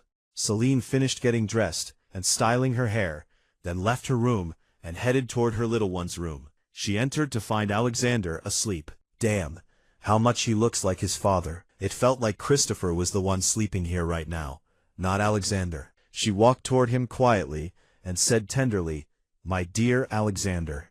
Alexander opened his eyes as soon as he heard his mother's voice. "Good morning, Mom." Celine smiled. "Good morning, sweetie. Come on, get dressed and come down for breakfast." Alexander nodded calmly. "Okay." Celine came out smiling with relief. Alexander wasn't like other children. He was eerily calm, but his mind was far beyond his years. He understood everything and excelled at everything. She went downstairs and prepared breakfast so Alexander could come down too. They ate breakfast quietly before both left the house. Celine and Alexander got into the car to drop him off at school. As usual, she kissed him and told him to take care of himself, then continued on her way to the office. She entered the office to start working as usual, diligently, without paying attention to anyone, spending many hours of her workday that way. The hours passed, and Celine had already finished her work, and was about to leave, but one of the employees came up to her. "Miss Celine," the employee said, "there's someone here who wants to see you." Celine looked up, surprised. "Really?" The employee nodded. "Yes, and he's waiting for you in your office right now." Celine straightened her papers. "Okay, I'm coming. You can go now." The employee left. Celine moved a little toward her office, but she stopped suddenly, feeling suffocated. Damn, what's wrong with her now? She didn't really know. Immediately, Celine took those pills out of her bag to take them, washing them down with large gulps of water to feel a little better. She changed her direction, heading toward the women's restroom to wash her face. She looked at herself in the mirror after she finished. "You're okay, Celine," she told herself. "You're strong. Come on, you mustn't keep your guest waiting." She headed out toward her office and opened the door the moment she arrived, stepping inside to see that massive figure standing in front of her window, with his back to her. Damn, it seemed her guest was the truly rude type. Celine said calmly, "Come in, sir.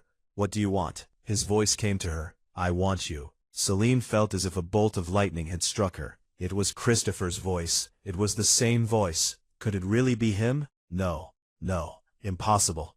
"I killed him. He's dead." Celine's voice trembled. "Christopher." Christopher turned to her with a terrifying smile. Celine gasped in horror and disbelief as she collapsed to the floor, her legs no longer able to support her from the shock. Christopher's grin widened. "Welcome to hell, my dear Celine. I chose you time and time again to be the one I flee to from the world's cruelty. Yet in truth, you are the one who has ruined my world. Fear, shock, Terror, disbelief, love, wonder, and longing all came together in Celine when she saw Christopher standing before her with such power and strength. Christopher's voice was indifferent. "If you don't want me to drag you out of here by your hair in front of all the employees, then you just have to walk with me calmly so we can settle our scores outside." Celine gasped in fear, knowing that Christopher would do it. Yes, he would do it, and no one could stop him. Damn it, fear took hold of her whole heart, for she was certain that Christopher wouldn't kill her, but what he would do to her would make death 100 times easier. Celine got up from the floor, stopping the trembling of her body that had been so obvious, and added weakly, "I'll go with you." Christopher replied sarcastically, "Good girl." He strode out of the office, and Celine followed him, walking with her head bowed, not daring to lift it, as she was drowning in the darkness of her thoughts. She snapped out of it, only after she and Christopher were outside the building. Christopher pushed her roughly toward the car. "Come on, get in." Celine's voice trembled. "I can't." Christopher raised an eyebrow.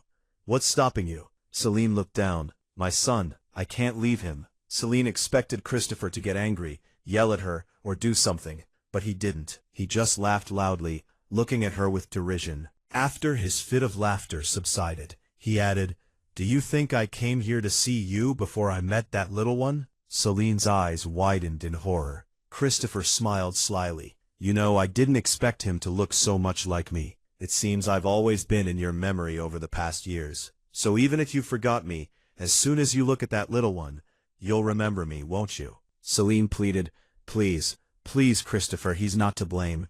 He's still just a child." Christopher's voice softened slightly. "I won't hurt him as long as you're an obedient girl. Come on, get in quickly. I don't have time." Celine shook her head. "No, Christopher cut her off, shaking his head. "It looks like this won't work." He pulled a handkerchief from his pocket, placing his hand over Celine's mouth, while holding the handkerchief so it fluttered between his hands. Christopher lifted her in his arms to kiss her neck, sighing wearily as he stared at her in silence and pain. "Didn't you miss me, my little one?" he asked. "Didn't you miss me?" "I did." He began to run his lips over her face. "I missed you every damn second I was there. I missed you so much it made me want to shoot myself in the head. I stayed there to remember who I am, to get back to normal, to get rid of you." A bitter laugh, laced with pain, escaped Christopher's lips. "But all I did was long for you.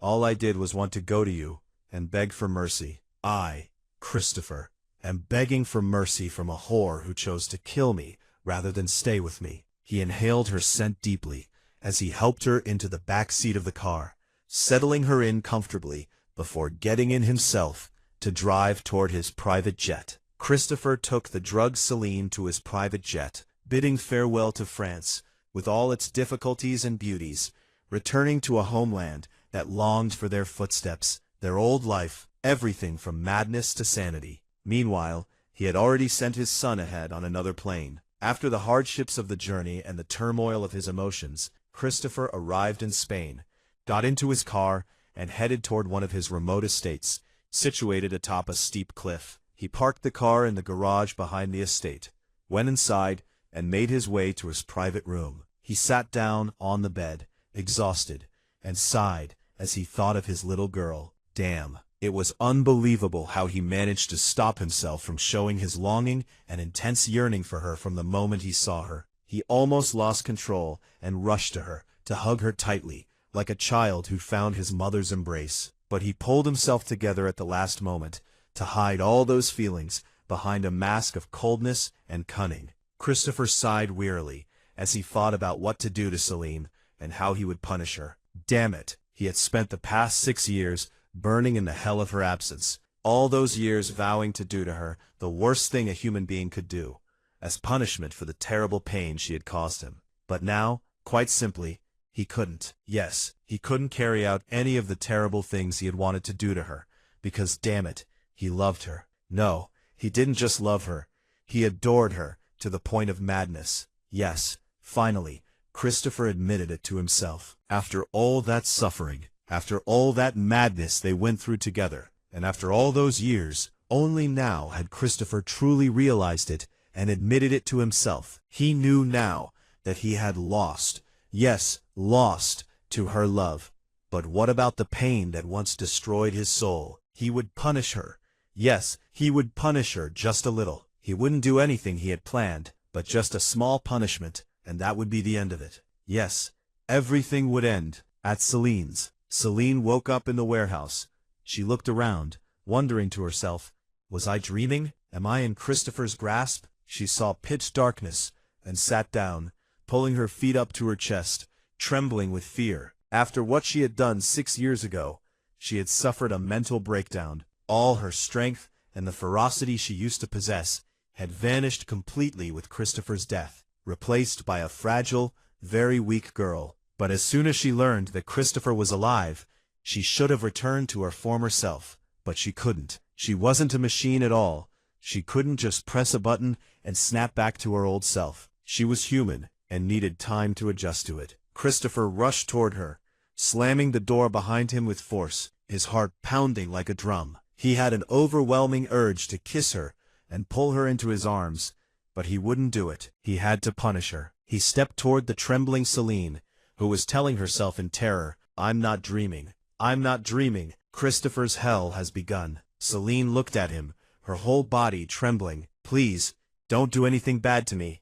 Please." Christopher moved closer to her, grabbing her hair and pulling her up to him. Then he placed his hands on her neck, clamping down hard, while letting his hand trace her cheeks. Then he gave her a hard slap that sent her head crashing against the wall. He let her go, and she fell to the floor, groaning in pain. She panicked when she saw him approaching her again, crawling backward until her back hit the wall. She covered her eyes with her hands. She didn't want to see him. Her fear would only grow if she did. Meanwhile, Christopher stared at the short backless dress she was wearing, which highlighted all her curves. He grabbed the front of her dress and tore it violently, stripping it off her, so she was left in her underwear. He continued tearing the dress, which was now in his hands, increasing Celine's terror, for it seemed to her that he was tearing her, not the dress. He walked out of the warehouse door. Celine gasped and began to cry, not knowing what to do,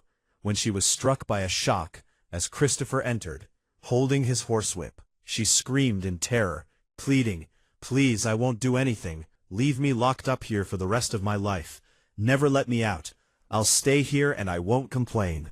But don't do that to him." She looked at his hand in fear and shook her head from side to side, meaning no. Christopher replied coldly, "Turn your back to me, Celine. Turn your back to me. Turn around." Celine shook her head, saying tremblingly, "Please, please don't do this. Please, hit me with anything but that." Christopher's voice grew impatient. "Your back, Celine, or I'll whip your thighs. It'll be very painful. The skin on your thighs is thin, and you'll be in terrible pain. Turn around, Celine." Celine didn't move. She stood still until Christopher grabbed her by the hands and turned her toward him, positioning her back to face him. Celine closed her eyes, clenched her hands, and wept bitterly, screaming in agony as the whip fell on her back, delivering one lash and another. Christopher stopped after 5 lashes and threw the whip from his hand. He knelt down beside her and whispered in her ear. "This is a warning, Celine," he said, "so you'll always remember that you're mine. You wear short dresses with your back exposed, don't you, my dear? You didn't just show your legs. You showed your back, Celine." Christopher looked closely at her face and saw that she was crying bitterly. Her face flushed from the intensity of her tears. His heart ached for her. He wanted to keep her there in the storeroom, but he couldn't bear to hold her in his arms as she moaned in pain. He quickly left the storeroom and headed inside the palace. He led her into one of the rooms on the ground floor. Even if she wanted to go to the kitchen, she wouldn't have any trouble doing so. "Come on," he added. "Go to sleep now." Celine lay on her stomach, her back aching terribly. She closed her eyes the moment she heard Christopher's command. She couldn't take any more of this. This wasn't the Celine of the past, who could endure or remain fearless. Christopher left the room and went up to his room upstairs to sleep as well. The next morning, Christopher woke up, washed up, and changed his clothes. His phone rang, signaling a new message. He picked up his phone and read the message, shaking his head quietly. Now was the time to punish her for the past 6 years. Yesterday he had punished her for what she had done to him, trying as much as possible not to be cruel. If she had known what he intended to do to her earlier, she would have been certain that hell would be more merciful to her than he was. But now it was time for the final punishment to end it all. Christopher left the room, heading towards Celine, who was on the ground floor. He entered her room to find her sitting quietly on the bed, wearing a long-sleeved dress, but a loose one, so as not to hurt her back. Christopher stared at her for a moment, remembering that Celine hadn't eaten anything since yesterday, then turned and walked out of the room toward the kitchen to prepare food. A short while later, Christopher finished preparing the food, placed it on a tray, and went to her, setting the tray in front of her. "Eat your food without arguing," Christopher said calmly. Celine opened her mouth to speak, but Christopher raised his eyebrow in disapproval. Celine fell silent and ate without protest. After Celine finished, Christopher sat down beside her, staring at her quietly. Celine replied wearily, "I'm tired, Christopher. Please, that's enough." Christopher's voice was soft but firm. "Your punishment is over, but there's one more thing." Celine looked at him, confused. Christopher took his cell phone out of his pocket and handed it to her, making Celine watch the video. Celine gasped in shock and horror, her tears streaming down her face. She smashed the phone against the wall, then stood up, screaming hysterically and breaking down. "Why did you kill him, you bastard? Why did you kill my son? Tell me," she cried. "Why did you kill my son?" Christopher didn't answer her. He just stared silently at her breakdown. Celine banged her head against the wall with force and hysteria, screaming her son's name. Christopher approached her, and with a quick movement, pulled her away from the wall, stopping her from hitting her head. He embraced her from behind, pressing her back against his chest, and they both sat on the floor. Celine moaned amidst her sobbing, and Christopher realized she was in pain from the lashes on her back. He closed his eyes, tilting his head back, and pressed Celine's hands to calm her down. In reality, he hadn't killed his son. Alexander was now in his palace, playing in his room. Christopher had fabricated a video of his son, claiming he had been killed, solely to punish Celine, and make her feel as if her soul were leaving her body. For Celine, her soul in this life was her child. For him, his soul in this life was Celine. So she might feel the pain he had felt for years. She wouldn't feel this torment like he had for years, but only for today. He would tell her the truth tomorrow, because quite simply, he had become too weak in front of her. He had completely lost himself to his love for her. Celine lost consciousness in his arms as she collapsed. Christopher sighed in pain, carrying her in his arms and laying her on the bed, then left the room to return to his own. He sat on his bed, exhausted, thinking of her, as seconds turned into minutes, then hours, and he remained in the same state. His landline rang. He walked toward it slowly, picking up the receiver. Victor's voice came through. "I called your phone, but it was off." Christopher's voice was flat. "Yes, it broke." Victor paused. "Did she break it after watching the video?" Christopher sighed. "Yes, she broke down." Victor's voice was firm. "Don't be too hard on her, Christopher." Christopher closed his eyes. "She's my own flesh and blood, Victor. I can't be hard on her, even if I wanted to. I intended to make her suffer for months with the news of her son's death, but I couldn't do it, so I'll tell her the truth tomorrow." Victor nodded. "Good." Christopher hesitated. "Is he okay?" Victor laughed and wanted to mock Christopher, but instead cursed angrily. "Damn you and your damn son, Christopher. Your bastard son kissed my daughter Margaret." Christopher laughed heartily and added cheerfully, "Die of your rage, Victor. He's a bastard just like his father." Christopher smiled calmly, then hung up the phone, deciding to go downstairs to see the garden, as he hadn't seen it in years. When Christopher went downstairs, he found the palace door open. He furrowed his brow in surprise, for he had left it closed. He hurried into the mansion, specifically to Celine's room, to confirm his suspicions. When he entered, his suspicions were confirmed. He found the room empty. Christopher cursed angrily as he went out, searching for her everywhere. It seemed she had run away from him. "Celine, where are you?" he shouted as he searched. "Damn it!" He searched and searched for her, but couldn't find her. Damn it, damn it, damn it.